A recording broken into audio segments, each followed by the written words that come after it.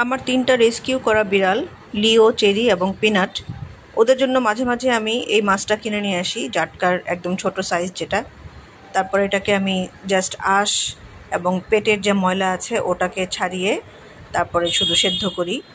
এবং যারা জানেন না তাদের জন্য বলছি, বিড়ালের মাছ মাংসতে কখনো লবণ, তেল এগুলো কিছু দিতে হয় না, শুধু জাস্ট পানি দিয়ে সেদ্ধ করা।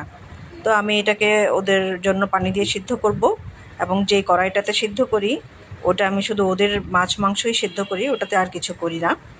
তো এটা সিদ্ধ হয়ে গেলে এই মাছের পানিটা ওরা খেতে খুব পছন্দ করে, তো এটার সাথে ভাত মাখিয়ে ওদেরকে আমি দিব খেতে। আর কখনো কখনো আমি মুরগির পা, মাথা এগুলোও নিয়ে আসি, সেগুলোও শুধু পানি দিয়ে সেদ্ধ করে দিই। তো এখন আমার মাছের যে আঁশ এবং পেটের যে ময়লা ছাড়িয়ে নিয়েছি, এটাকে এখন জাস্ট সিদ্ধ করে নিব, তারপর ভাতের সাথে মাখিয়ে ওদেরকে খেতে দিব।